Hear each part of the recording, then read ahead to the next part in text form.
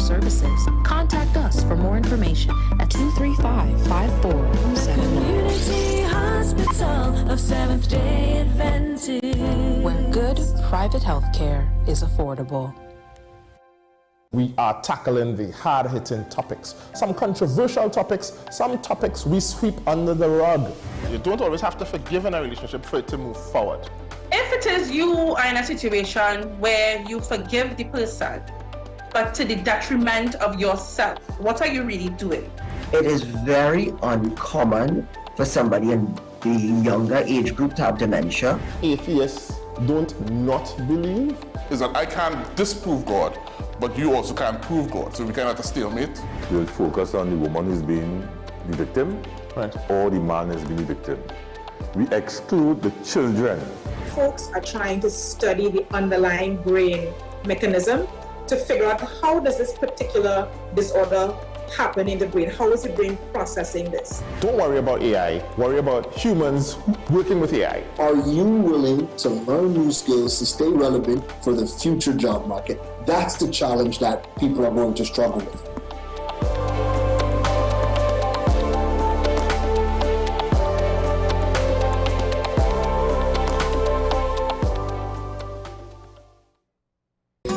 Take some time for yourself or spend some time with the family at Sandy Point Village Hotel. Enjoy our various studio and suite apartments, self-contained with their own kitchenettes and Wi-Fi. We also have our famous 100-foot swimming pool and our beachfront restaurant, the Steak and Lobster Grill. And our location in Crown Point puts us near the center of activity from the nylon pool to the local nightlife.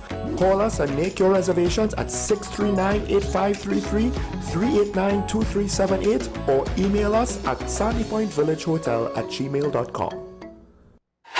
FanZone, your reliable, authentic supplier, has just gotten better. You can now visit our website www.fanzonett.com for your authentic wear and collectibles. The only place where you can use both your Visa debit and credit cards. Visit our website fanzonett.com to make your purchase today. Our award-winning show is back, and this season promises to be even more exciting than before. What's Up, Doc isn't just a title. It's a call to action for anyone who wants to improve their health and well-being. Join us on this thrilling ride towards better health on WESN Content Capital.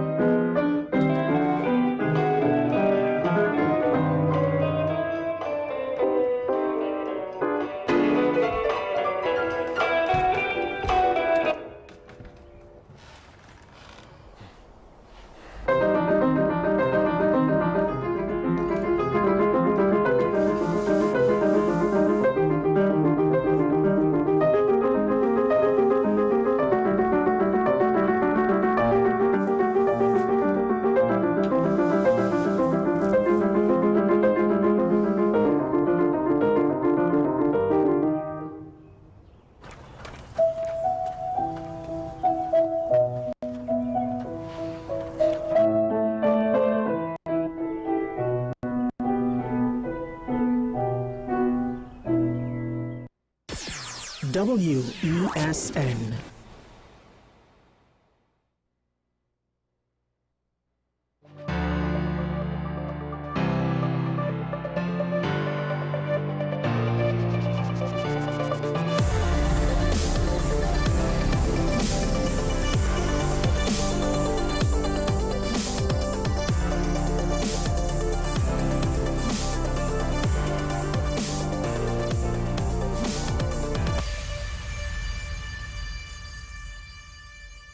Apologies for the late start, Sean. Michael Small here, Talking Point. Of course, as usual, we're gonna go straight into it and try and be as quickly as possible with just some opening remarks. First of all, politically speaking, of course, we're at a time where both parties are in transition. Now, the Prime Minister has seemingly done an incredible job transitioning the UNC to being government including bringing a lot of outsiders. The flip side is that the opposition, outside of the opposition leader, seems to be stagnating, which is a hell of a thing to do if you were just thoroughly rejected by the voting public. Now, the opposition leader has come out to say that, look, P&M quality will beat UNC quantity. However, it's kind of hard to believe that, again, because the very same lineup, head-to-head, lost. You lost. Because one of the things that the opposition leader has been criticized for is making two candidates in particular, opposition senators. Now, the argument that they lost their seats as MPs was bandied about, but to some extent, and the opposition leader is right, that doesn't make any sense because this is common practice done by both parties in the past. You might lose the election to be MP, you're made a senator, whether opposition or government, both the PNM and the UNC has done it. Here's the problem. Arguably, and to some extent, one might be perceived worse off than the others, right? Because we're speaking about Foster Cummings and Faris Awari. Now, to some extent, how do people view Foster Cummings as being part of the executive that led the party to such a defeat? Now, Foster Cummings said, I disagreed with then Prime Minister Young's decision to call an early election. He's one of the people who disagreed. But there's also Faris Awari, who, to be honest, when you look at those two appointments, they seem more political in the sense of the internal politics than with regards to actual merit of service, particularly Faris Awari. There's no getting around that. And I think that's what people have an issue with. Why was he made an opposition senator again? He had to be demoted from AG. He did a halfway job, I didn't want to say way, as local government minister. He didn't even show up after the local government elections while being local government minister. He had everybody else in his party deal with the job for him. Also, he was PR at the time. So, and again, it seems as though now that the previous administration leadership is gone, somehow he has a resurgence. And again, this is part of a team that was rejected by the public, so I kind of have a hard time seeing how the opposition leader thinks this is the best way forward to go ahead for the PNM. Because like I said, it's a hell of a thing when you are stagnating after a defeat, and you're saying things like we need to reflect and make changes and stuff like that, but you're not, because you're going with the same old, same old. At least Stuart Young had the wherewithal to say, I ain't going up for an internal spot. Now, the flip side of that is, there's a NACTA poll. To be fair, the NACTA poll did give the PNM some props when they transitioned to Stuart Young over Kamala Persad-Bissessa, and in the long run, that worked out wrong. But it could have been true, even though we see what the result was about 5 to 6 months later.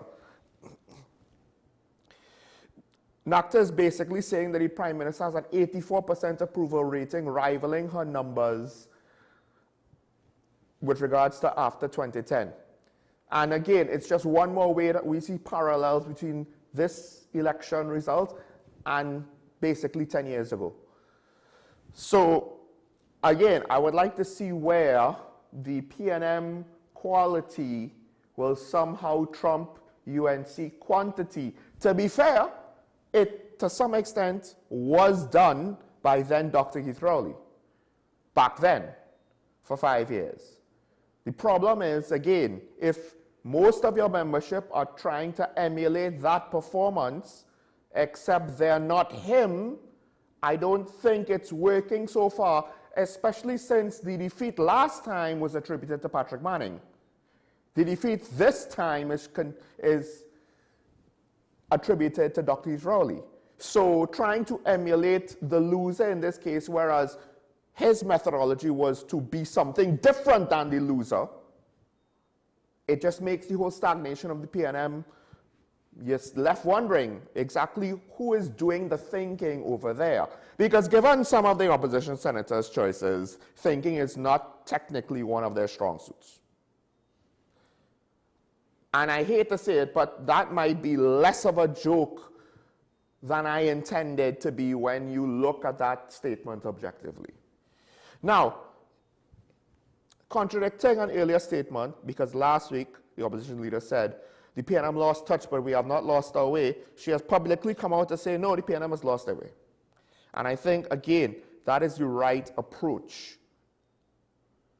Because at the end of the day, you need to account for how horrible the party lost. And also, you need to burst some of the bubbles of the people who are blind to the reality. And the reality is, if you keep speaking to the party base, it's a losing proposition when potentially the party base shrank. The party base shrank mostly, the theory is, by your own doing. And the Prime Minister, the current Prime Minister, then opposition leader, has taken full advantage of the situation. She has brought in political outsiders at a time when the country has said, we don't want the business as usual politics. So she's like, fine, I'll get a former PNM AG. I'll get all of these guys who have proven themselves outside of politics and as people who could implement and do high-end work and good governance and all of that jazz. And they don't have to be my party loyalists per se. Because one of the messages that she campaigned with was, you gotta do the people's work properly, otherwise you'll get the door. So the fact that at the end of the day, the opposition leader seems to be the only one that gets it, that understands the current position, and it's almost as though in too many cases, the rest of the party, from the members of parliament to the general council potentially, well, I can't say I'm not privy to any of those meetings, so I can't say, but definitely the membership seems to not fully appreciate how bad the defeat was and where they stand. And the fact that the opposition leader had to say, well, the PNM lost its way. It's true. Right? Some concerns, she has concerns that some members of the party were attacking people in a way we have never seen in the People's National Movement. And as I've said it before, and I'll say it again, until they figure out a way to move forward that is much better than whatever it is they're doing now, they are potentially setting themselves up, despite the opposition leader's best efforts. And this is sad, because you're not even following your leader or taking your cues from your leader. You're doing whatever you think for your own individual, personal, political career or personal agenda. That's what it looks like to me. That's what it looks like to me. Despite her public utterances, despite the agenda that she is setting, despite trying to say all the right things, despite the fact that to some extent, personally, I think she's doing just as good as a job as the Prime Minister. But her party around her is setting itself up to be in opposition for the next 10 to 15 years.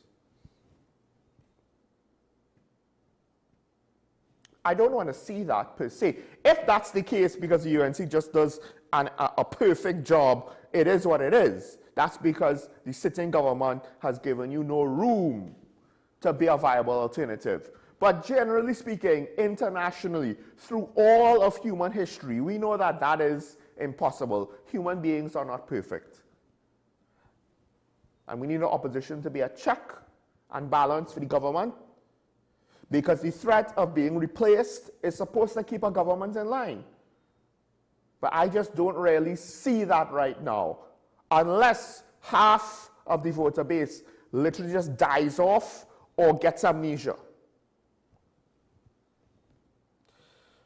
Okay, a couple other things. There was an event on Bishops in Tobago where Dr. Rowley and Chief Secretary Fali Augustine praised each other. Rowley said of the Chief Secretary, he represents the best that Tobago has to offer. Our young people are required to be enthusiastic about this country, and Farley demonstrates that.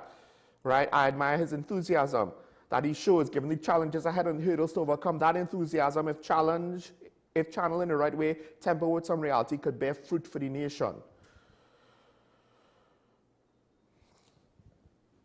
Prime Minister is basically pointing out at the Chief Secretary's resilience in the face of great challenges. Meanwhile, Chief Secretary responded, I admire your ability to take decisions, even decisions that are extremely unpopular with most of the country. To make these very unpopular decisions, once you are convinced it's the right decision to take, I admit that. And also went on to say, your political savviness, your ability to be strategic allowed you to survive 45 years in this blood sport of politics. Yes, Dr. Keith Rowley at times made decisions that I have approved of on this show, so I can't now try and rewrite history. And I still would approve of some of those decisions. And they were not necessarily easy decisions to make. And I'm grateful that he made the decisions. And I'm wondering if the current administration will make similarly hard choices. Not to say that everything he did was perfect. But here's the key takeaway from this moment. It is a shame. The one thing I dislike about it is the fact that it could only happen after Dr. Rowley announced his retirement and retired. Although to some extent he's still involved. Why could more things like this happen when people are in government? And to some extent, I don't actually necessarily blame both men or both sides or the three parties involved in our governance right now per se. They are at fault in the sense that they perpetuate a system that they met, that they continue to participate in, that they seemingly either have no interest or have no proper idea of how to change. And it's the system of our governance. And to what extent did they meet it here and they're just kind of experiencing it and continuing it? Or to what extent did they make it worse? I don't know. Right? That's a whole other debate, because we say, you know, Manning and Pandey was so much better than what we have now. But at the end of the day, again, it's a shame. Because it's things like that where you look to see perhaps finding a common ground to work from, as opposed to only harping and combating over our differences. A couple other quick things to mention. First, same situation with Facebook Marketplace. Don't know if there's any other online transaction platform that also gets this amount of attention by criminal activity and thus by the TTPS, but the Police Cyber and Social Media Unit is issuing, well, they had issued a warning in May 2024.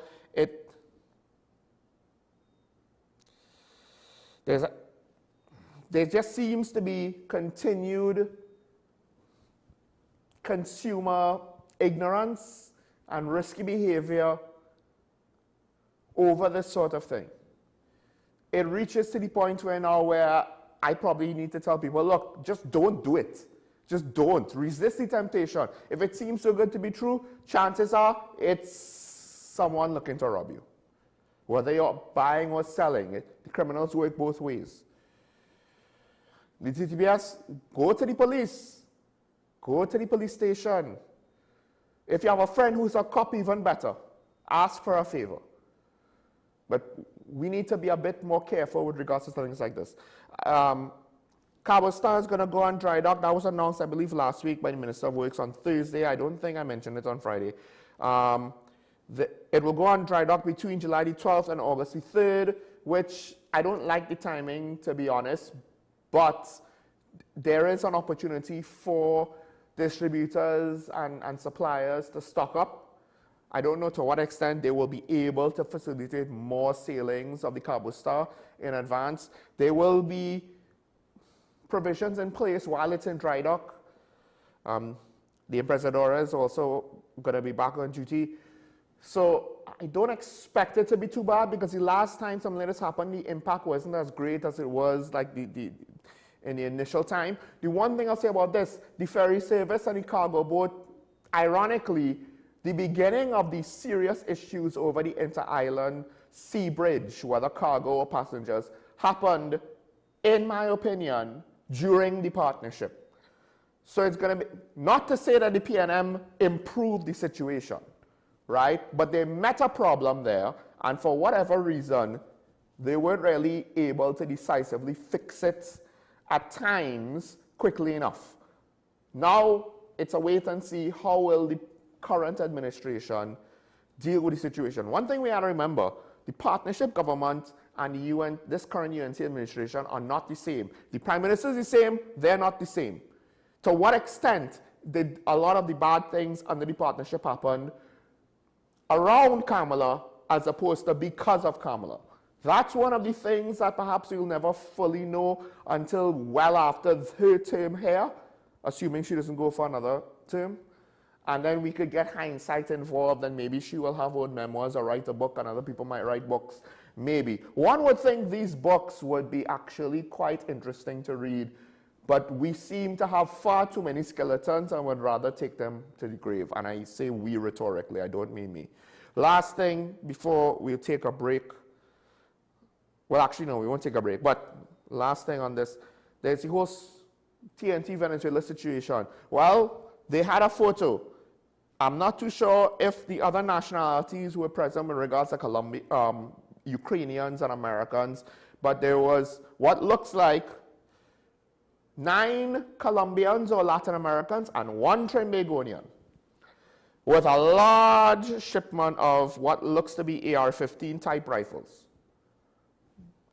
as well as about 4 shotguns, and I don't even know how many rifles there are, and I'm not too sure if I don't know if there are any handguns in the mix. A couple other things were taken, like outboard engines and digital devices and the like. Venezuelan government says it's for rebellion, but one of the things in the report seems to suggest perhaps this is just the nature of criminal activity, is that they're going to have that much firepower. And we saw what that looked like in TNT in the last couple of years. Not necessarily this year, thank God. At least rifles in the spray and pray situations this year have been far less than last year. Do I think that it's some sort of plot to overthrow Maduro? No. Look at where it is. Sucre, that's where the plot is. Do I think that it's most likely a gun smuggling operation for the criminal enterprise? Yes, because we've seen that level of violence here. We know that that level of violence can happen in Latin America. Why not in Venezuela? The one thing about being a dictatorship/police state is it's a lot easier to deal with criminals because individual freedoms don't necessarily have to be observed at all times. If you could basically block the opposition, the leader of the opposition parties from being in an election, you could suspend rights for suspected criminals. And therein lies the hidden lesson for all of our local wannabe bad Johns. You're not going to get a free ride everywhere you go just because we here in TNT have a hard time dealing with crime. All right, with that said, let's get at least one story done today in the serious news with today's Daily Review.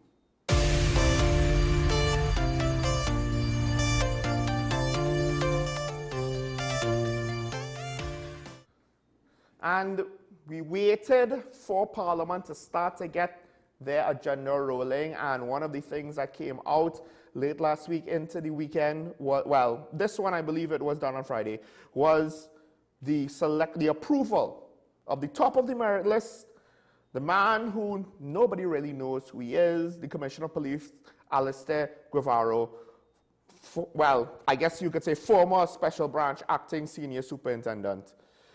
49 years of age. It's interesting because in theory, as long as nothing goes wrong, he has about 10 to 11 years as Commissioner of Police, or 10 plus years as Commissioner of Police. It seems as though he was supported by both government and opposition MPs, so we didn't necessarily have that kind of political sparring, but there was verbal sparring. There was.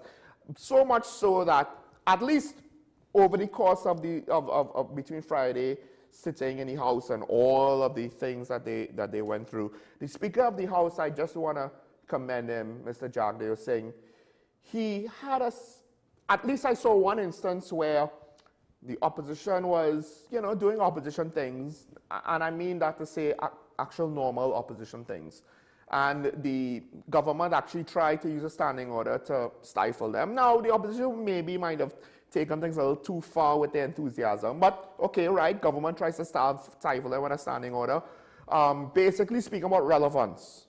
I can't remember exactly what it was, but I wondered, to some extent what the opposition member was speaking about was at least indirectly relevant to what was being debated. And the Speaker of the House basically, he got up, he asked the opposition to settle down a bit, but he told the government MP, I don't necessarily agree with you. So basically he said, you might want to hold off on that there, buddy. So, the speaker seemingly, now I can't say that he's 50-50 equal with regards to his rulings, but so far it seems like he's fair and he's trying to control a situation that could seemingly get out of hand. This is one of the things that I didn't mention earlier.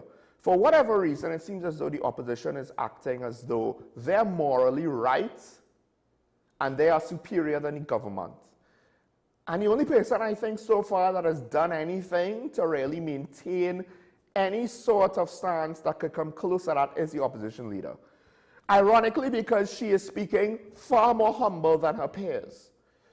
But given that situation, you could see where Parliament could technically go off the rails. I think there are two articles with regards to, well, one combines the two stories, one daily newspaper separated them with regards to the back and forth over this debate, right, trading barbs. One of the things was that the Prime Minister, and I guess it's because the situation got a bit too, you know, let's kind of trade comments back and forth. So the Prime Minister kind of had to bring up the merit list, which to some extent, yeah, it's going to be kind of hard for the opposition to complain about the process of selecting the Commissioner of Police or anything to do with the selection of a Commissioner of Police. And anything to do with crime and crime statistics, when arguably the whole fiasco of the merit list snowballed into a very unfortunate situation with ineffective police leadership while violent crime was rising. Not necessarily at an exponential rate, but it was still alarming. It was a steady rise, but it was still alarming that the trend could not have been, you know, forestalled in any way, slowed down in any way. Now, this caused the former Prime Minister, Dr. Rowley, to basically come out and say that the Prime Minister lied. I didn't meet with the President. I met with the head of the Police Service Commission. The problem is, generally speaking, and maybe it's not, you know, maybe if the Prime Minister was a bit more forthcoming on the details, not Kamala, sorry, if the former Prime Minister, Dr. Rowley, was a bit more forthcoming of that day, because he admitted that he met with Blissy Prasad, the then head of the Police Service Commission, at President's house. So I didn't meet with the President, might be technically true, but at this point, the technicalities, I don't think the public cares. Because ultimately speaking, the intention of the statement, of which the secrecy of that visit that was maintained at least at some point by Dr. Rowley, or eventually he had to admit, I was there, it was me. You know? He didn't, I mean, he didn't reverse a shaggy. He admitted it. Cool. It would have helped if he didn't sing It Wasn't Me for I don't know how many weeks before that. But the point that the Prime Minister was making is, and the point that we have made on Talking Point before, is that Dr. Rowley interjected himself in a process that he had no right to interject himself into at the point in time of the process that he did it. There was a parliamentary debate going to come up with regards to the candidates in the merit list. Then, you didn't need to interject yourself to try to get the merit list changed so that Gary Griffith would have been removed. And that was proven by the fact that the whole exercise had to be redone and he was put on the list to be debated in Parliament anyway. Essentially, the Prime Minister needs to look back on this situation and stop trying to be defensive, because this is a very good example of a completely unforced political error where he put a significant amount of political egg on his face. And those who might want to think of a more severe substance than egg, even though that's the saying, go right ahead. It's brown, it smells, and it's all the wrong things that you want to do for your political career. And that's the sad part. No one forced him to do what he did, and the circumstances did not dictate to him that he had to do it that way. And if he actually felt he had a moral obligation to do that, then I would question his understanding of the laws of TNT.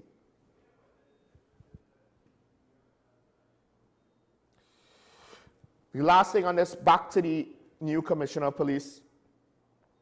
The business chamber or business chambers are saying that the new Commissioner of Police must restore public trust and confidence. This is going to be a tall order because the question is, to what extent will the officers and the public accept him? Because he is a relative unknown. To what degree is he an unknown throughout the police service? Because I would imagine he is a significant unknown throughout the country. Now, the good news is he doesn't necessarily have the baggage of his predecessors, except the executive, of course, is still the same executive. DCP Benjamin is assumed to be still Deputy Commissioner of Police Operations, I believe. DCP Martin is still assumed to be Deputy Commissioner of Intelligence. A very interesting thing, you know?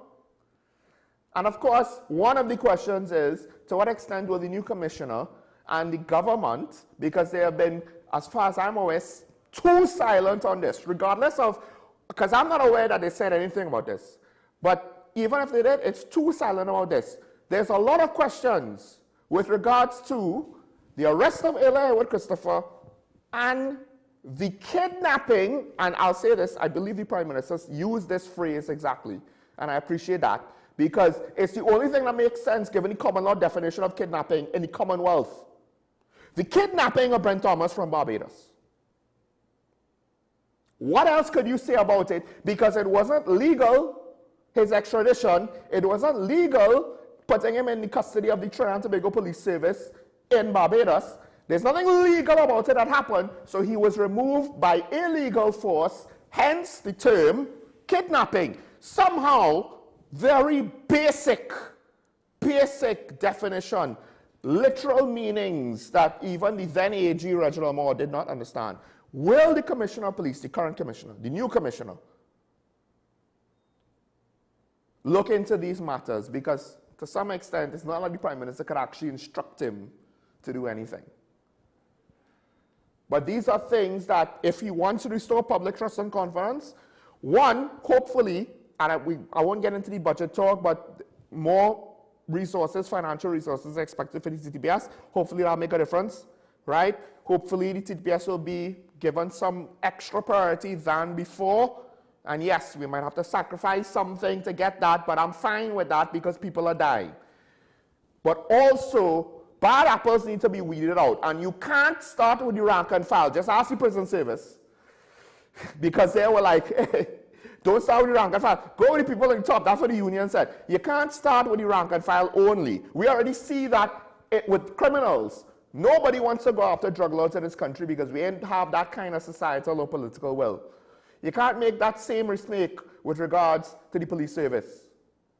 I'm not saying DCP Martin is guilty of anything. I'm saying there are questions that need to be answered for, and not just a press conference. That ain't good enough anymore. Even for the new administration, there will be some things, a press conference with some words about we will make it better, ain't good enough. We need to see more tangible, substantial things if you want the TTPS trust and confidence to be recovered. Otherwise, it'll be more of the same.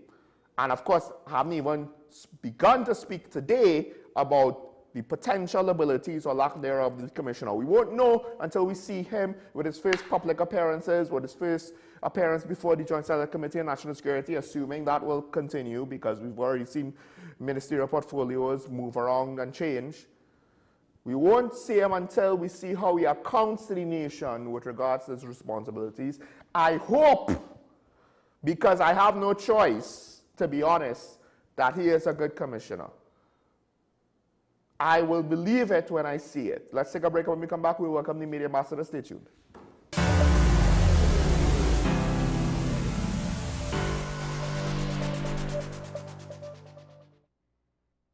Feeling drained? Struggling to keep up? It's time to take control of your wellness. On this episode of Wellness Unlocked, we're diving into the key nutrients your body needs for all-day energy and balance. With 100% or more of your daily essential vitamins, plus added chromium to support healthy blood sugar, this is complete wellness in a single soft gel. Join us as we uncover how small changes can make a big impact on your health. Don't miss Wellness Unlocked. Watch now on WESN and take the first step toward better health. My name is Dr. Joanne Williams-Carroll, and I am the Director of Behavioral and Mental Health at the Community Hospital. At the Community Hospital, we believe in nurturing mind, body, and soul. Through our counseling and chaplaincy program, we will provide you with support and strength you need to help with your mental and emotional well-being. Give us a call. The Community Hospital of Seventh-day Adventist, where good private health care is affordable.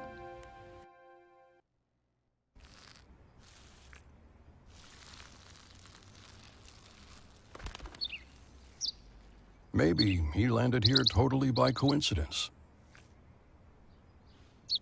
But if by chance he's admiring your fresh coat of Benjamin Moore soft sky blue, well, that's a pretty high compliment. Coming from an expert.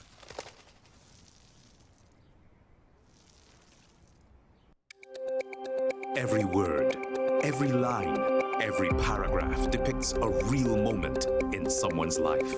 A father, a sister, a mother, a brother. We at Newsday are dedicated to you, the people, and through independent, unwavering journalism, strive to always bring your stories to life. Because your stories are more than just words. Newsday, independent and credible. FanZone, your reliable, authentic supplier, has just gotten better. You can now visit our website, www.fanzonett.com, for your authentic wear and collectibles. The only place where you can use both your Visa debit and credit cards. Visit our website, fanzonett.com, to make your purchase today. This is 10 Questions. I'm Andy Johnson. The distance from where we should be in the world in going forward on our commitments with climate change. The effects of climate change that cannot be accounted for, it's called loss and damage. And we're seeing loss and damage happening so much more in this decade and the previous decade. The principal term there was this question of the correspondent banking issues. That is why we're trying to build capacity with this country here, Trinidad and Tobago, and other countries in the region. Man is not showing any signs of stopping or even slowing down. More than half of the forest in Trinidad is already gone. All the plants and all the animals and all of the nice clean water and fresh air and everything had to be on this planet for humanity to have a chance. We have small change when it comes to countries that can take decisions, and when they speak, the world listens. The General Assembly is a very democratic forum. And Trinidad and Tobago has the same vote as Canada, in spite of the obvious difference in size.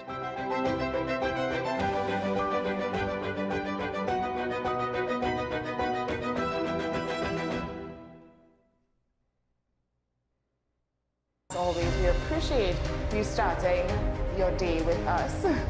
Let's get into this morning's first conversation. Is the country's healthcare system more at risk more than ever? Why it has remained unaddressed for so long? Political parties get lots of cash, big cash from financiers, and then when they get that now, you can't account for it. But it's really the specialist nurses who we are in a greater shortfall for.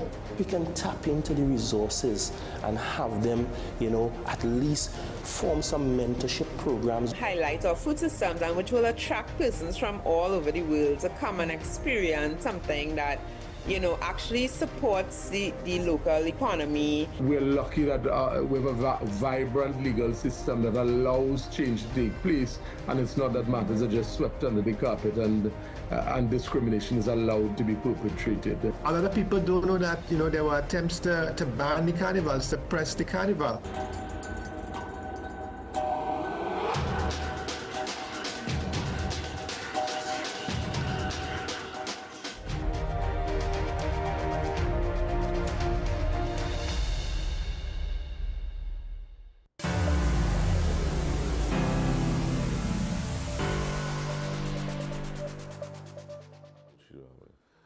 And we're back here on Talking About WSND Content Capital, and we're joined by our media ambassador from the TTPS. And I just want to say this up front.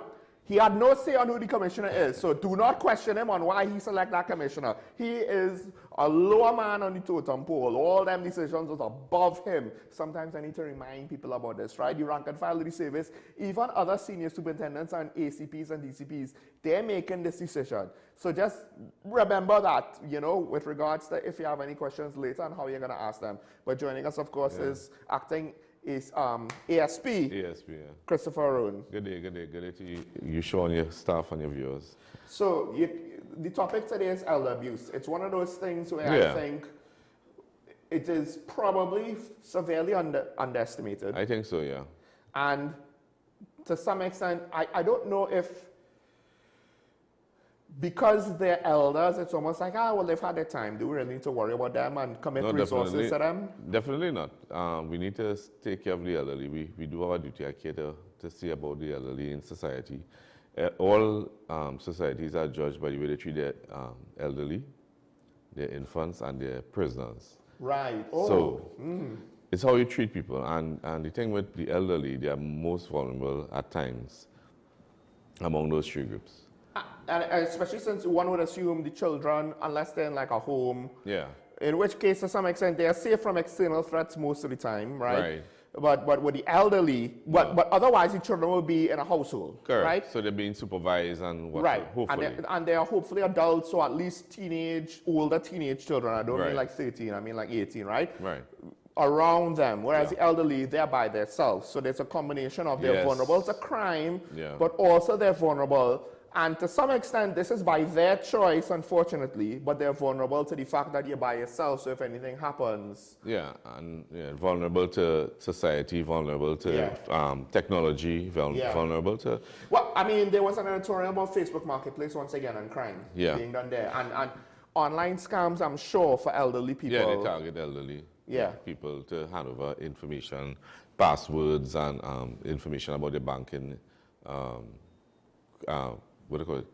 Confidential information concerning their banking stuff. To what extent? Because I always hear stories about this, whether from other countries, online, right? Yeah, they would trick them into giving their password, or they would call pretending to need money, and they would seek donations. These are scammers who are just preying on the goodwill of strangers, who are like, look, I need some help, could you help me? And the unfortunate people sometimes will say, well, let me help. Sometimes these scammers, what they do is they pretend that you've won something, and you need to hand over some bit of cash to get more cash.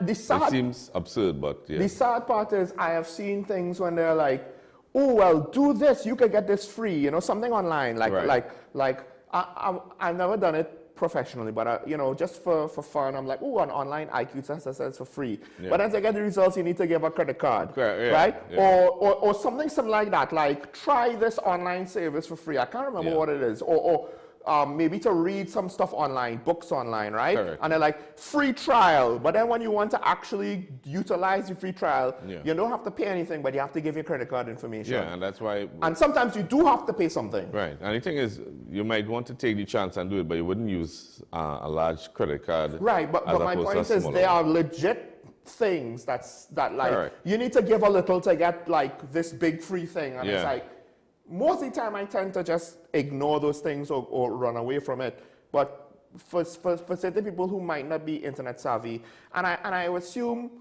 you could probably argue on a daily basis, somebody is introduced to the internet, fresh, new, like they never really used it before, and maybe they want to try and be more connected to their grandchildren, and then it exposes them to...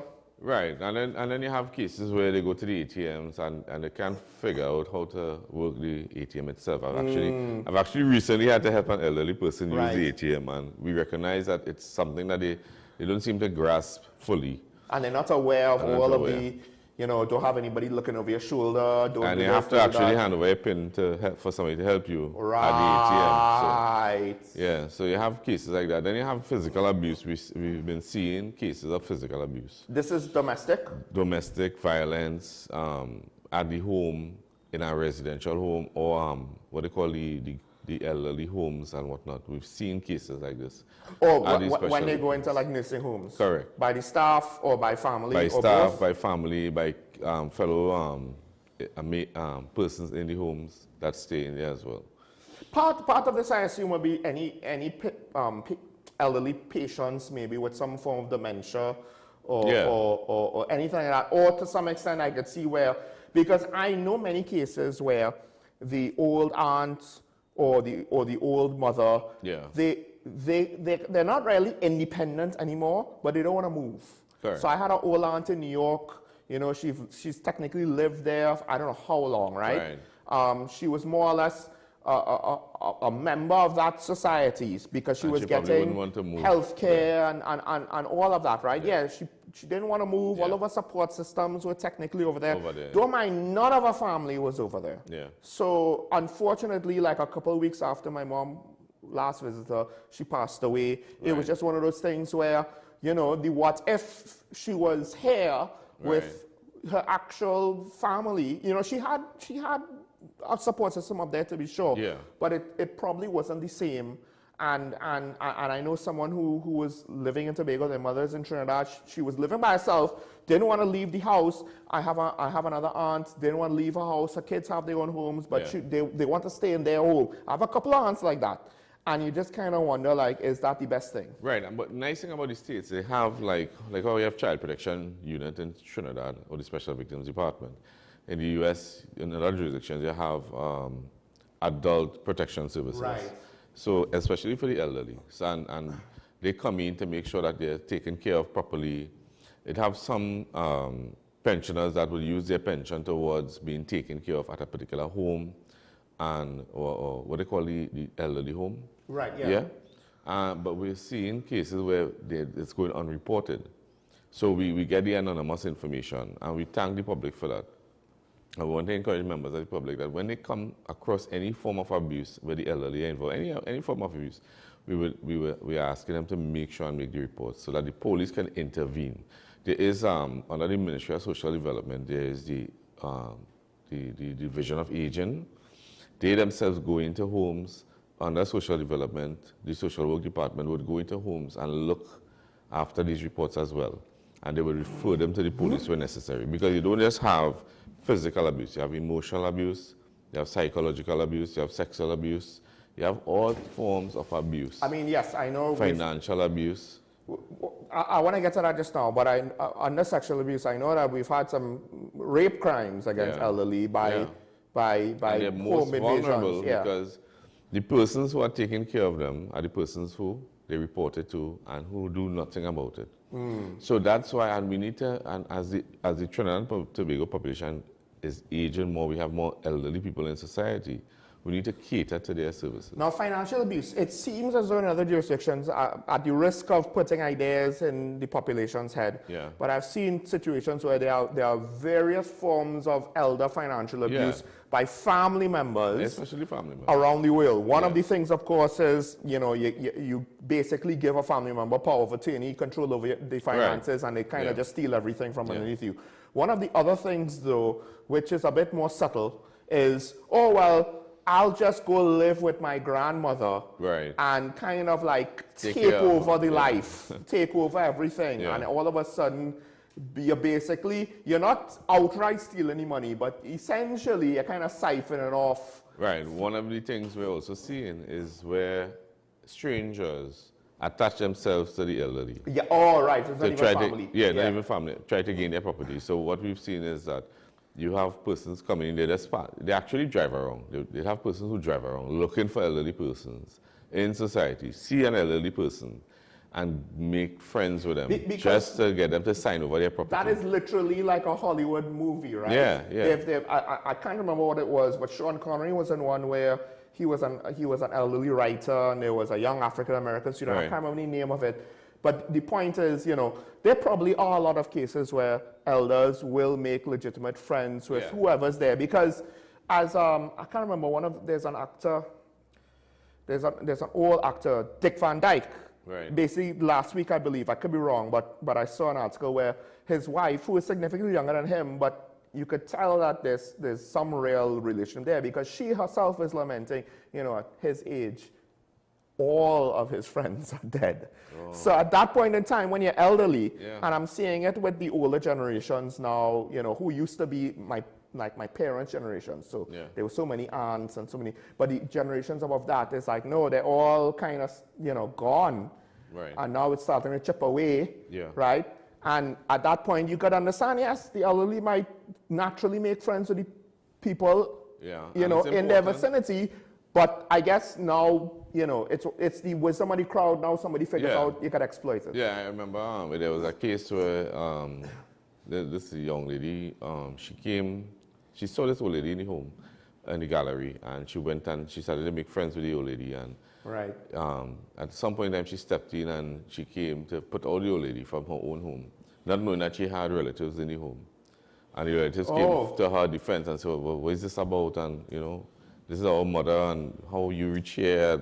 And that's when everything unfolded. Wait. So she made friends with the elderly lady and tried to kick her out of her own home before she even knew that there were other people living in that same house? Yeah. How fast you moving? Yeah. That is some of the cases we saw. What we want the elderly to also understand is the need for their own security to take, if they're capable, to take steps and measures to secure their home and their living conditions. They could add additional locks to their doors, security systems, even something as simple as a peephole for the door. Yeah? Lighting.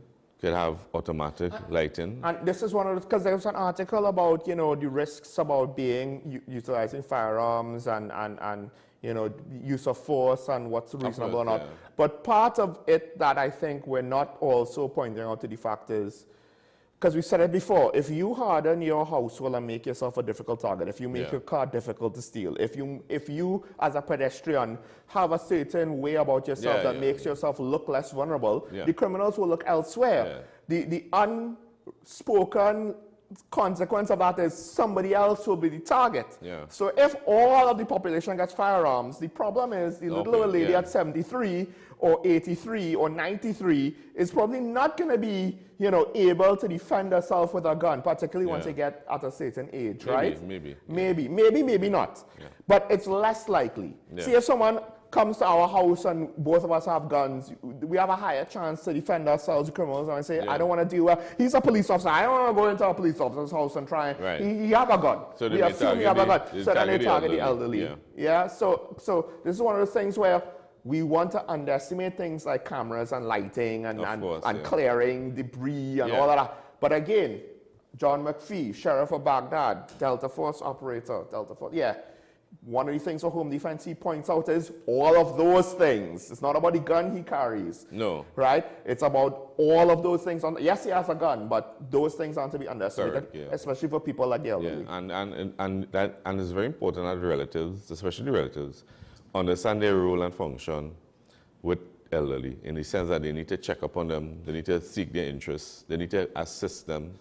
To what extent have you seen where the elderly are kind of like upset, they feel neglected, so they act out, and then because of that, their children or whoever is take a back, their caretakers, take a back step, not just take a back step, but also kind of get combative back. Yeah, that's a normal thing with the elderly. And to some extent, some of the abuse could be because of it. It's like you're already mistreating them, so they're upset about you, right? See that a lot. And then you just double down by starting to beat them. Like, why acting out? Yeah, well, we've seen that because we've seen in cases where, and they have the physical signs of abuse and whatnot, but we've seen that they go to the elderly and they try to secure the elderly person's property and finances and well-being, and the elderly person would fight back and whatnot, and they don't want them involved and things, but and it's to the detriment of the elderly person. So this is a flip side as well. This is a flip side. So when you're talking, there are cases where the elderly, perhaps it's not best for them to manage their own finances. Correct, Right, because to some extent now, you pointed out, people want to make friends with the elderly to take over. To what extent now when the family members like, hey, we need to stop it? No, and this is because the family members may have stepped back, taken a step back, and stayed away to leave them alone, to grow and to develop and to live their lives, and not knowing that somebody infiltrated their home, infiltrated their relationship, and taking advantage of them. Like, say we're in our 20s and we have a fight, all right, maybe we just need to take a break. But when you're talking about like a parent or an old uncle, do you have the time to, and then also to, are they going to change? They're not going to No, they're not gonna change, right? And it's important that these relationships start very young, at an earlier age. It doesn't start when they get 90 and 80 and whatnot. It starts before that. The relationship needs to be there. You need that so it's an intertwined relationship.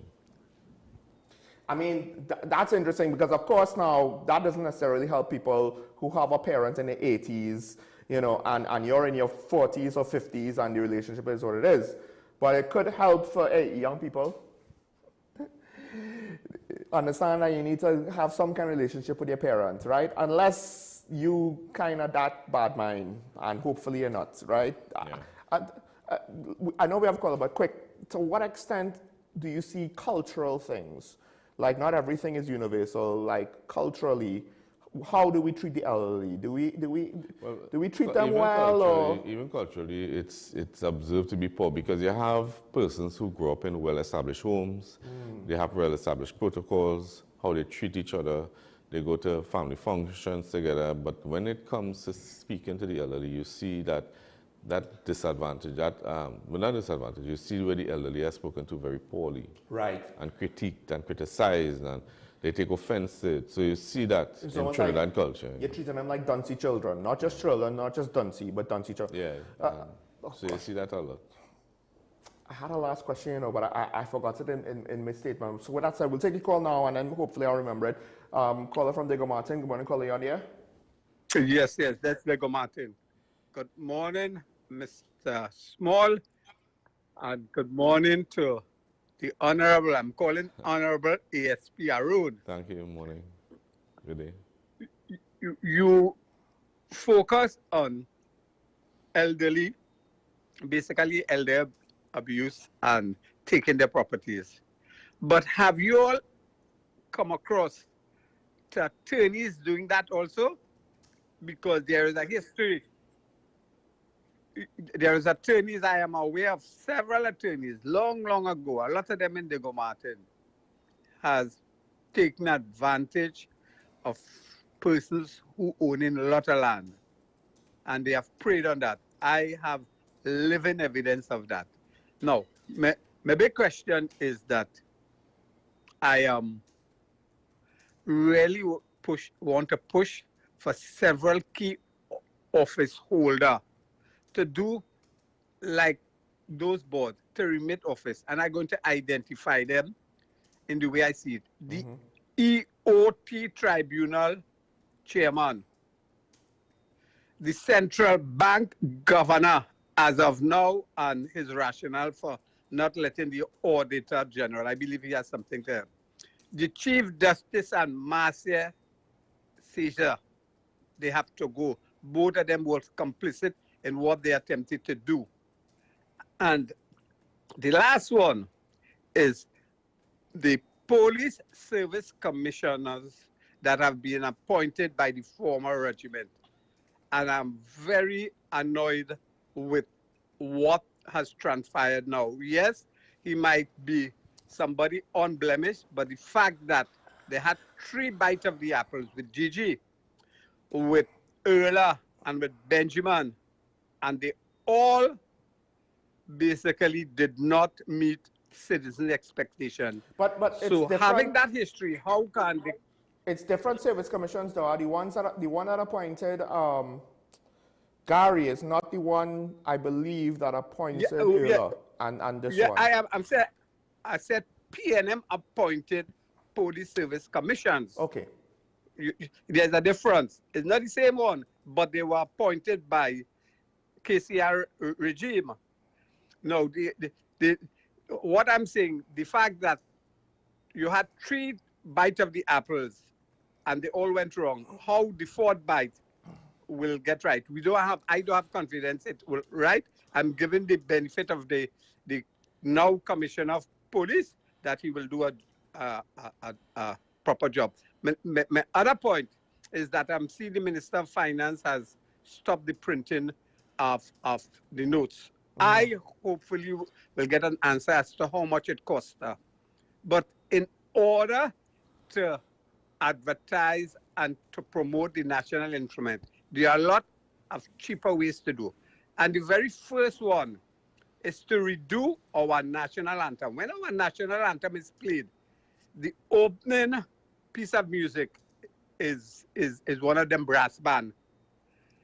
Do it over and do all those national anthem with the steel band as the opening music and the accompanying music. Promote the steel band playing the national anthem and instrument in all of the government offices and by extension all overseas. I think that will be a cheaper way of promoting the steel band instead of putting it. Because I could be facetious. If you want to go down in history, you could put the current Prime Minister, Kamala Prasad, said that she created history, the first woman to be Prime Minister of Trinidad and Tobago. Try to put it under if you want to do that. I'll go and have a nice morning. Thank you, Gola. Now, the thing is, with the $100 note, according to the central bank, there were security updates to the note, you know, because that's generally what you have to do. Your fraudsters want to counterfeit, so you have to put anti-counterfeiting measures and keep updating them and put new things in. Cool. And the changes to the coat of arms was just kind of by the way. To what extent you believe that, I have no idea, right? Because the government stopped the process, but I don't know if to what extent you already tooled up the printing presses or the machinery to do new bills, if you already bought the raw materials. Like, I don't know where they stopped the process to say how much money was saved. There's a lot of unknowns there. If to some extent you see, the central bank, because the current governor is under question, right? It could be that they wanted to roll out the new coat of arms, so they just came up with new security updates to justify it. Or they had the new security updates that they wanted to put through, and it was just convenient to roll out the new coat of arms. I have no idea which one is the case. So I'm not willing to necessarily judge the situation just based on the coat of arms alone, right?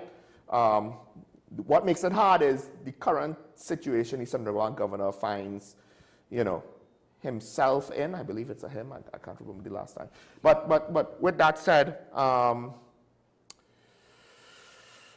he made a point on the issue with the elderly with attorneys. Yes, actually. But I have never personally come across any reports. Where maybe that was a historical thing that was eventually they had to move on from that. I wouldn't doubt that it used to occur. That used to happen, yeah. I don't know. Yeah. But I've never it might have been a version of what you said. Instead of like someone in the community befriending them, it could have been an attorney. Hey, take my services, I'll be your attorney, power of attorney. You've seen those stories in Hollywood and stories from abroad. I've known cases where, well, at least hearsay, where the attorney would have taken property as payment for whatever case. But to some extent, right, let's just say you have a fallout with your children and you want to give you want to have an attorney and give him power of attorney. It's a trope almost, and then they siphon out money from the accounts because they have power of attorney. Probably, you know, it could happen. One of the things I don't want to ask before I go into commenting some of the other things Mr. Higa Martin said, we lament for the development of our young people. We no longer have the village.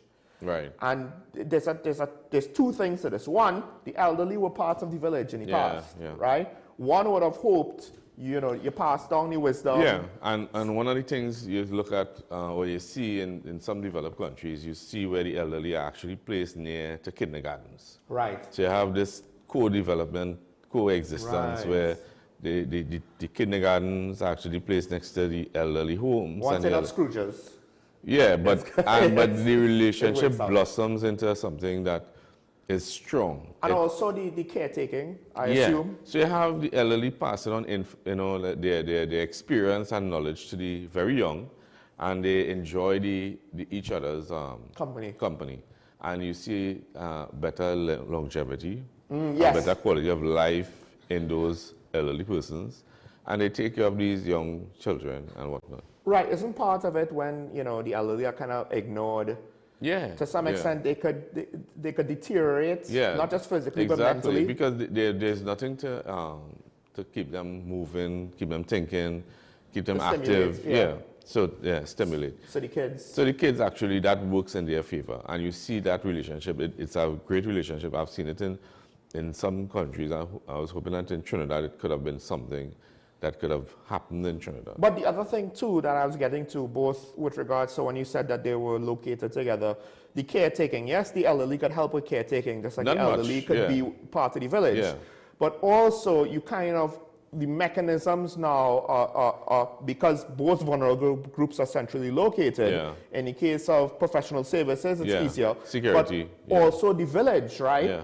Yes, security, yes, that's a good thing to point out there, because you know, schools and the like you want to have secure. Yeah. But also the village itself didn't just benefit the kids, to Yeah. some extent it benefited the elderly, and It we also- don't have that anymore. It also gives the children at a very young age the understanding of how to treat and respect elders.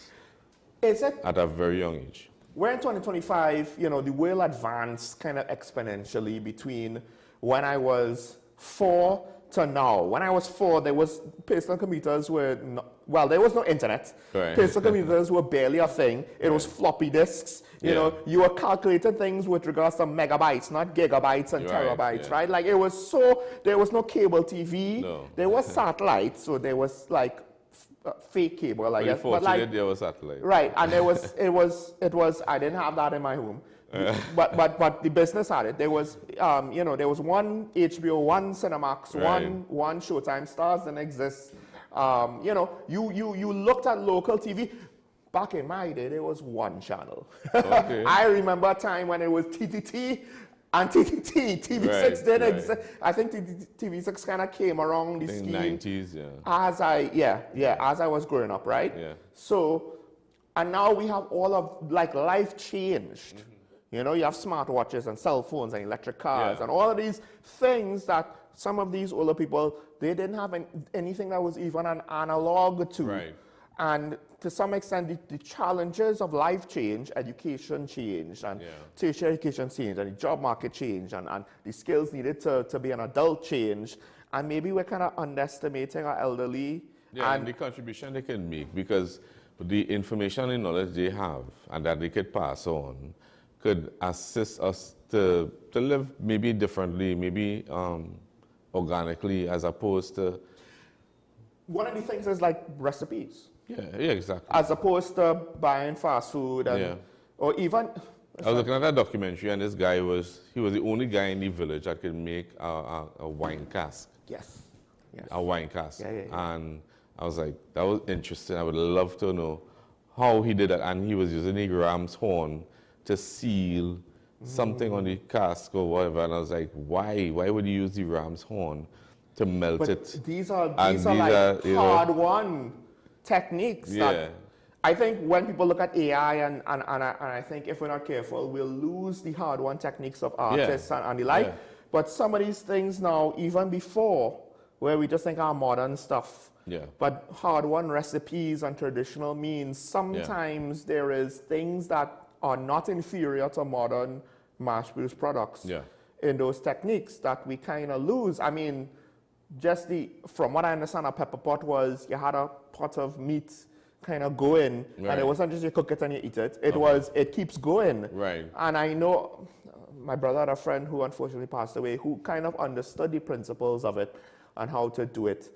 And to some extent, like, there are salted meat and smoked meats, and there are different ways to preserve and cook that were done out of necessity, and we kind of take it for granted, and we kind of keep the ones that we like and discard the ones that we don't like, but then we lose it, we lose part of the culture, and in some cases we lose some good healthy ways of eating as opposed to... I remember there was this elderly gentleman who died recently, as I told you, a tree fell on him, and he would have one of the best fish, smoked fish I ever ate was from him. He would have, what they call it, buccaneer the fish.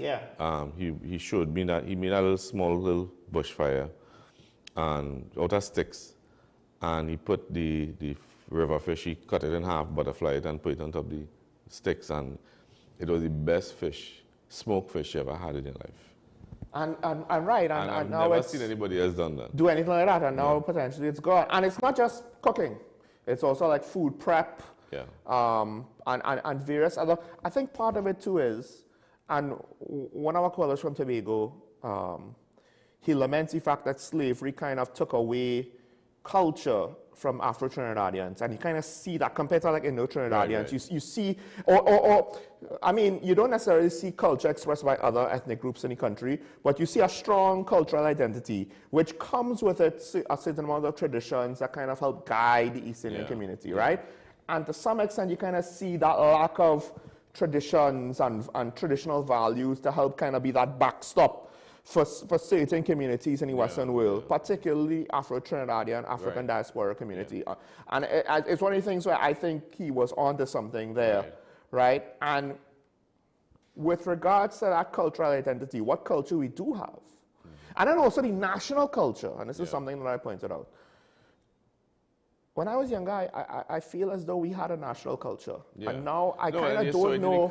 You saw it in the craft, you saw it in the art, you saw it in the culture, you saw it in it being passed on. I think you, believe it or not, I think you saw it in the ads. Yeah, because yesterday we had a family gathering, and one of our elderly, my aunt who called in the daytime, the nun, and she was explaining that she used to teach art in school, so she worked in the convent as a teacher. And she teaches Spanish, she spoke, she taught Spanish, she taught art and craft, and she said art was the best subject she taught, and the children, they were more motivated to work with their hands and in terms of the craft and the art, and they seemed to be inclined, and they communicated better, and they seemed to be more interested in those things. And she said they passed on information, like the craft, how to do the craft, and she explained the knitting and whatnot. It was a long conversation, because it was a long drive we had to the country. The thing is, I'll just say, when I was growing up, there were culturally relevant ads on the TV. And I can't remember the last time we had like a true culturally relevant Trinbagonian ad, locally produced, all the graininess and whatever, but it held up culturally as pieces of our culture. As any Super Bowl ad you'll see, even last year, or Super Bowl. We have San Fernando in line. Good morning, caller, you're on the air. Good morning, Sean. Morning. Morning, ASPRU. Good day, good day. You know, you'll I like the domestic tourism conversation you're having there. Because that is some of what we need in the tourism space. Formalizing all what you're all talking about there. I want to, let me get into I'll get into my real comment after I say this to ASPR. You know, while I don't want to throw water on your professional career as a law enforcement officer and all that I've heard you done, what you have done in the past, I think they need to move you from this program and take you and put you in the institute to teach police officers how to communicate. Seriously. Because if you listen, I have listened to you and a lot of other officers, others who have been on the program, and in general. I hope this commissioner sees you and says, you know, we could use this gentleman to teach these other officers how to speak to people, how to communicate with people. That is just my take on you. No, as I said, not throwing water on your career. No. But at this stage in the police service, they need somebody like you to just teach them how to speak. Right. Well. My other point, Sean, is this: the what you call it? The central bank governor. Yeah. When the government removes the central bank governor, which is a shortcoming, what I anticipate being what do you call it? Talking about the future. Let me put it that way. What I foresee coming after that is the government allowing or saying to the public, if you still have paper currency, you could bring it into the central bank. And I think that is one of the reasons why they have halted that new printing of that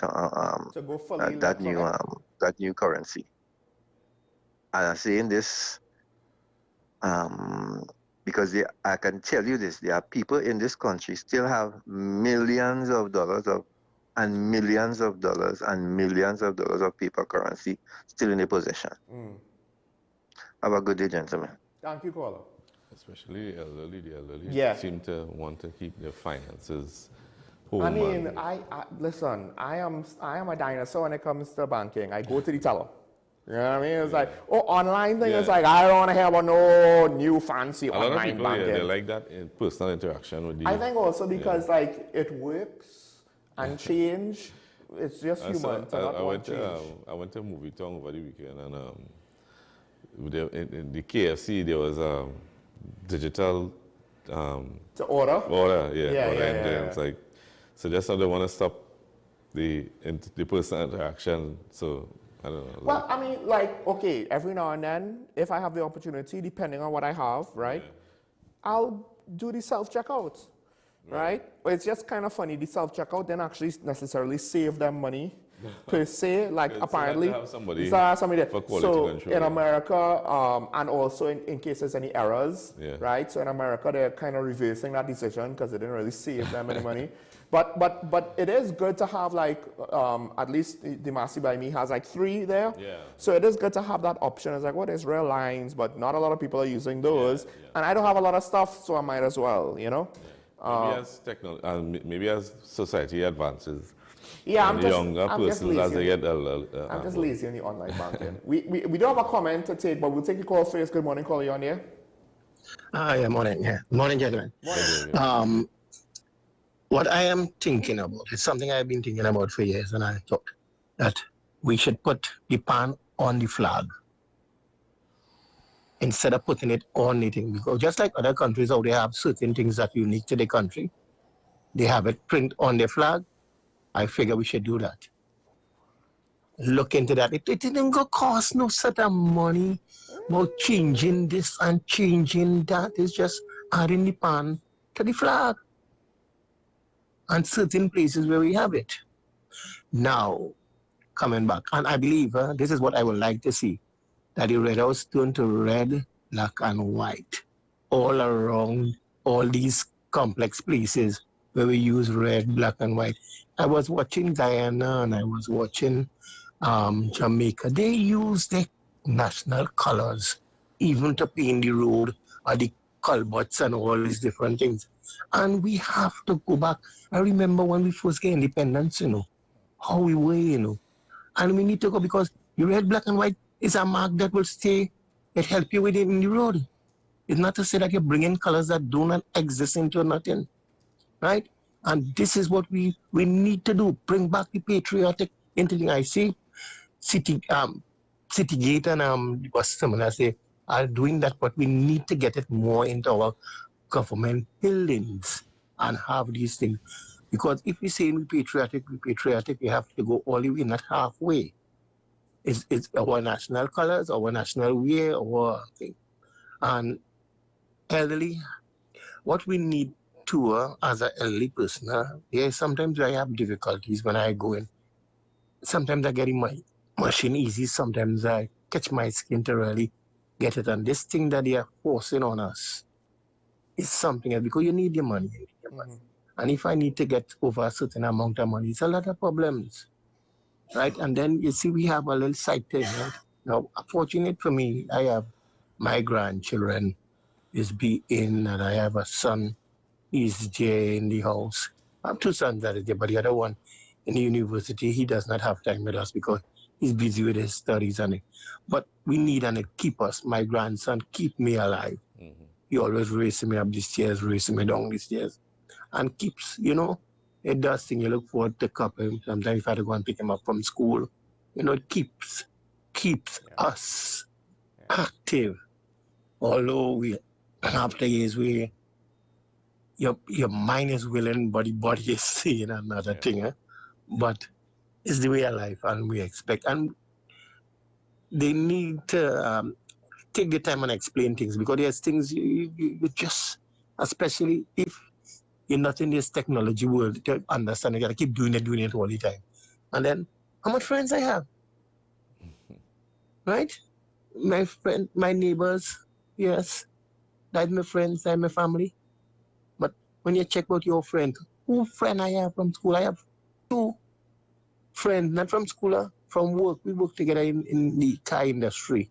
And they are my friends. And we live far. So we always on WhatsApp, you know, it's kind of way. And this is what you come to. Okay, continue.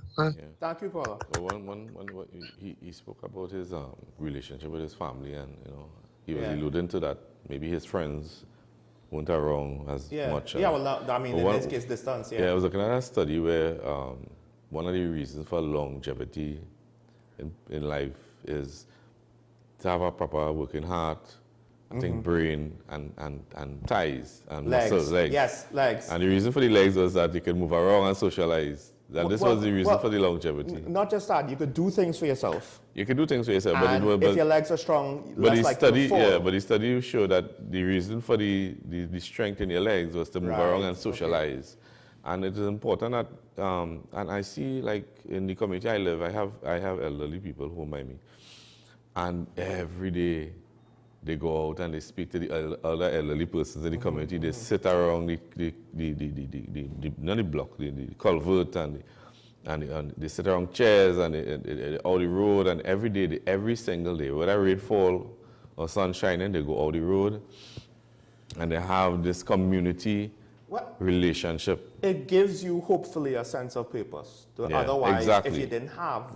Then what would be the point of otherwise you stay home and you're bitter and you're arguing every minute. And you're atrophy potentially. Yeah. And one of the I had the same caller before spoke about, you know, they keep talking about the pan. I think, and this is my opinion, that if we want to really get serious with the pan, or whether it be placed on the monument or on the coat of arms or not, is a different issue. But to be serious, it should be placed firstly in all the schools. Yeah. And that is where it should start. Where it should be part and parcel of our culture from school. More on that in a little bit when we wrap up, but we'll take the last call quick. Good morning, caller, you on here? Good morning, gentlemen. Morning. Sean, I have 3 points and I want to do quickly. First of all, I heard one of the callers mention it before, and I want to ask a question too. Is it that Trinidad and Tobago currency is the most sought after country in the world? Because we have been changing our currency. I mean, more than any other currency in the world, I find we changing our own all the time. And I can't understand why. And to tell me that is because of people engaging in fraud or what. So our currency is so important. Something has to be wrong with that. And I don't know why anybody else not asking the questions. That's one. Two, Mr. Arun, sir, and Sean, you also. Are you all aware that one of the ways that elder abuse occurs is from noise pollution? Don't answer. I'll leave that there. But in my last statement is to Mr. Arun, sir. Yes, sir. I want to tell you this. When I asked you some time ago if the law allows bars to play music as loud as they can, whenever they can, however they can, you told me there's no such law to stop them. I want to tell you this. My humble opinion, any police service that could arrest a gentleman for sedition could deal with noise pollution from bars. I rest my case. Have a good day, gentlemen. Thank you, caller. Although technically speaking, sedition laws have not been applied, let's just say, in the best examples that would stand up in court. So I understand you're pointing out what you think as hypocrisy, but it's one of those cases where, no, but I don't want your example to actually be, hold up to be true, if that makes sense. So I get it, but I don't agree with it. Not because I don't agree, not because I think you're wrong. It's just that those sedition arrests and potential sedition arrests. The law when it comes to loud music, it doesn't cater to arrest somebody. Because I think the long and short is, the problem is the process of it is not just, well, you're playing loud music and I arrest you. Yeah. Like, there's a certain amount of burden of proof to make it justifiable, and then it has to go before a court. And but what they should do, the law should be catered for bars. So, like, if you're going in the States, I will use the States as an example. The bars are built in such a way that the noise can't. Listen, they have property in Tobago that built on the roadside almost, right? Like we break laws, and I think part of it with noise pollution is we already have issues with people not town and country not doing a job, people breaking construction laws and zoning laws and all of that, people breaking litter laws, people breaking noise pollution laws. So and the thing is, a bar could be open anytime, any day now, as opposed to before when it had structured hours. I mean, to some extent, and it goes back to legislatures need to put things in place, but the problem is since we view it as a cultural norm, it's one of those things that they're afraid to touch it. No, man, it's difficult for the police to go into somebody's business place and say, well, listen, you can't perform, operate your business in this manner when it's not illegal to do it. Right, yeah, like, because I know there are nuisance laws. Because you have dance hall licenses, you have club licenses, you have restaurant and bar licenses and whatnot. So you have the license, the government or the magistrate has given you a license to operate. Right, and you can't just willy-nilly shut it down. You can't just willy-nilly shut it down. Yeah, because that will lead to some of them lawsuits that we've seen for other things. Against the same police that persons fine should pay out of the pocket. Now we do have a comment on this topic. Just thought I would ask the AGSP, Arun is on today. What, if anything, you advise me to do concerning any nuisance of noise pollution from, all right, let's take it down. So it's the same comment that I passed on to you about a couple weeks ago. They've more or less done almost everything. Right. And the only thing I think that's left is to join an NGO, to advocacy group, and hope, and start protests. Like, that's, I think, the only thing left. No, but they ventured through the court. Yes, apparently they've gone to the courts, they've gone to the police, they've gone to the MP, the they've court gone to, I think, local government. No, it didn't seem so. The only redress they could get is through the court. So if it didn't work... The MP and the police don't have the teeth to do anything. Well, the reason why I would say go to the MP is, again, legislation needs to be changed. Oh, in that case. Right? And that's a long-term thing. Immediate term, because it seems like they're not but young it does people. seem, I'm being honest, it does seem that the amount of complaints the TTPS is getting about noise pollution, it does seem that it is affecting a number of persons in society. Disproportionately, and there's something should be done in terms of changing the laws in favor of having it curtailed. Right, because like depending on what law you apply, it is how do you prove it, and then the process of it. Yeah, the proving might be difficult. Proving the issue might be difficult because you could record, videotape, carry a decibel meter, and you could gather the evidence you need simply by just... But you can't shut it down now for now. That's exactly. So what you need is laws to say, well, listen, if the police comes and it's above a certain decibel level, it has to be shut down. And to some extent, I could see where some politicians might be afraid of that because you potentially could get police abusing that. On the flip side, it has been done in other jurisdictions. But again, I'll be honest, one of the things that I do have an issue with is how we draft laws and write laws. And I feel like, I don't know if it's because of the last 15 years, but we've had a lot of issues with legislation in the last 15 years, right? So that includes the partnership. And even now, I didn't speak about it today, but the whole thing with regards to the Children Life Fund, I don't think everything that Stuart Young says is wrong, right? And this is not just they're writing bad laws because they want to do bad things. This is a case where my concern is more like, it's going to apply to this noise pollution situation.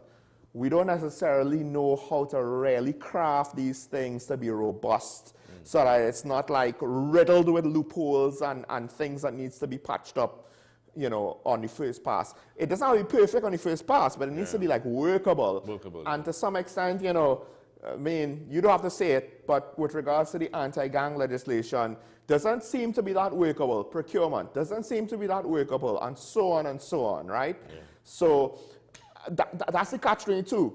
Legislation might be the only real solution to this noise pollution thing, but then it's to get the legislatures to pass a good legislation on it so that it doesn't then we just move the problem from one area to the next, to another area. Exactly. And then you're basically saying, well, we still can't deal with it. If you were to look at TV and you're looking at a TV show and you see the police arrive at a particular house, there's a house party, and the police says, well, listen, you need to turn the music down. Yeah. And you don't, you get a ticket or a fine. Yeah. As opposed to showing that you get nothing. Right. Yeah. But then also, we need to remember, one, usually those are foreign jurisdictions with foreign laws. And two, I don't know if you remember Martin Scorsese did a cop show called The Departed. No, I didn't. So I'm not a show, I'm a movie, right? So there was one of the actresses went to like an actual professional police therapist. And the therapist was like, well, technically, script, your character does everything wrong. So I guess just to highlight that just because you see it on TV doesn't mean that it's the right thing. Yeah, it doesn't. Yeah. Right? It's what the writers needed for the story and the time, and sometimes it's a load of nonsense. Now, with that said, there's a couple of things with regards to the first caller's comments that I just want to touch on before we leave. With regards to, I understand Equal Opportunity Chair, Central Bank Chairman, Chief Justice, and the Police Service Commission, you would like to see them go.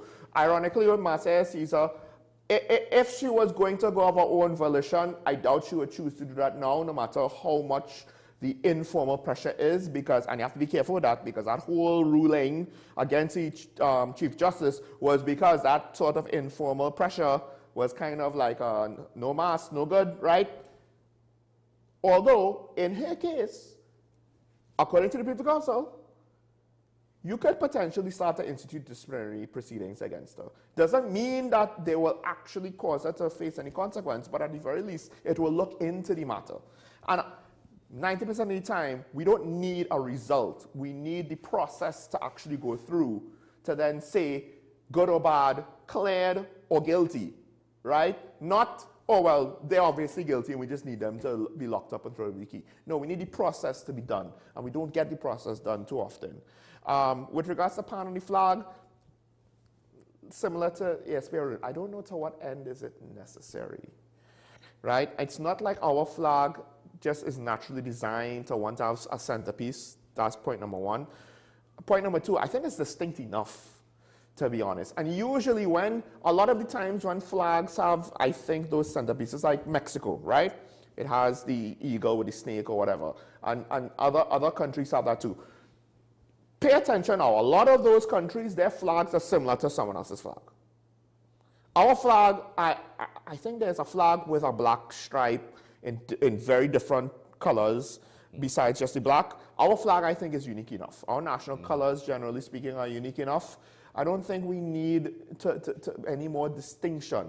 The pan as a symbol outside of the flag, and dare I say the coat of arms, that's a whole different story. Because we are not associated with the steel pan, right? A lot of cultures are, reggae is Jamaican. You know, Usain Bolt is Jamaican, right? Calypso, soca, steel pan, limbo, not associated with Trinidad and Tobago. Why? Right? And the National Paint Scheme, look, the Red House is the Red House. Part of what makes it iconic is it has always been the Red House. And if you could continue, the consistency of certain iconography is what helps keep it and make it iconic. We have the Red House, we have Whitehall. Now, if you want to have a building painted all black for whatever reason, then you'll have the trifecta. But I don't see the need to change the Red House into the Red, White, and Black House, right? But I understand, and I think it goes back to what ASP Arun said, and I'll end with it. I think part of it is it's not necessarily just the symbols we have, because that's kind of taking the symbols that already exist and just slapping a fresh coat of paint on it. And in some cases, like the pan symbol that they put in the coat of arms, I didn't necessarily think it was very well done. That's one of the reasons why I don't want to say, let's just put it on the flag. Because the implementation side of it, we could have done better with that. You could have done a better pan symbol than that, right? It seemed like a rush job for political expedience, but it is what it is. It's how we engage with our national symbols. And part of it is, it's how we engage, like take pan, for example. We could put it on the flag, or we could put it in schools. We could expose our kids to it. We can encourage more of our young people to learn the instrument. We could have, it's a hell of a thing. What if all of our music programs included pan? The music teacher doesn't have to be a pan player. You could have one guy, and it doesn't have to be play school, it could be in an area that just consults on pan. Does like a lesson a week for whoever is interested throughout all of these years of the school or whatever. Like, we don't need a whole to rehash the whole system, to just interject a little bit of our culture into our already existing education system. We just need to familiarize our people with our own culture so that they can appreciate it more. And that's just one small thing, but you can't take pan and all of a sudden turn our culture around. and our national identity around and our patriotism around, you have to look at a lot of different things. And dare I say, right now, more people identify with a rising sun and a balize and an anchor and a green torch and a lighthouse than with the red, white, and black, than with the Cocorico and Scarlet Ibis, than with the steel pan. And maybe we should consider that on top of other things. By the way, I don't know how much did we lose against the United States yesterday? I think it was bad, right? I think it was 6. 5. Right. Okay, no, 6 was a few years ago, but 5 is bad enough. Yeah, 5 is bad enough. I mean... I really thought we were going to... Here's the thing, Jamaica has how many gold medals for sprinting? They're not that much bigger than us. They are the rivals to the American sprinters. They are the rivals to the American sprinters. A country of 2 million plus people, rivals in a major sport, a country of 300 million. We don't have to win. We have to beat America. We just had to like maybe figure out a way to not lose by 5. And then maybe, you know, but to some extent it's chicken and the egg. Do we have pride because of our success? Or do we have pride in who we are to encourage success? And I'll leave that there. Thanks to all the callers, thanks to the commentator. I know to the commentator that's not necessarily what you want to hear, but we don't have any good answers in this situation. This is more complex than we would like to say, and it's an area where criminals are taking advantage of loopholes. I'll just say that. Thanks to the ASP, Arun, for joining me once again and having a good conversation. Mr. San Fernando, no, he does not need to leave Talking Point in order to do that. He could do that and stay here on Talking Point. Please don't keep that to yourself. Don't encourage that. No. We need to maintain lines of communication, not lose them. Although. No, I do lecture at the barracks. Oh, well, there you go. There you go. Yes, no. Part of it is your style of delivery is really good. Oh. And I believe I might have told you that before. I think so. Okay, maybe it's after if you tell me. No. I told you. Anyway, with that said, have a good day. Stay safe. Thank goodness that the rains have ended, even though I don't necessarily like the heat, but it is what it is. I hope everyone gets through the recovery and restoration process okay. Remember your allegiance to the Republic and to each other before all other political affiliations. Most of y'all are not going to listen to me. Sorry, not most. Half of y'all are probably not going to listen to me on that one. But regardless, it's nice to be nice, even if we disagree on things, because that's when we actually get some good ideas flowing. When we challenge each other in a nice way so that we can see each other tomorrow. Bye-bye.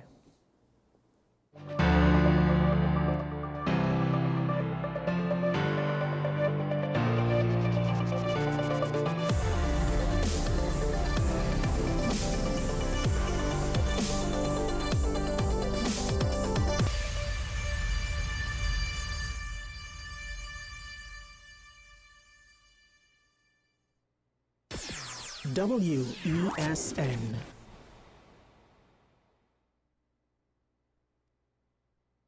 Low energy? Heart concerns? Migraines slowing you down? It's time to take control of your health.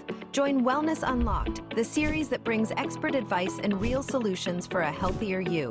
In our latest episode, learn how Jameson CoQ10 can help support heart health, boost energy, and even reduce migraines. Get the science, the stories, and the steps to power up your health with CoQ10. Don't miss Wellness Unlocked. Watch now on WESN and start your wellness journey today.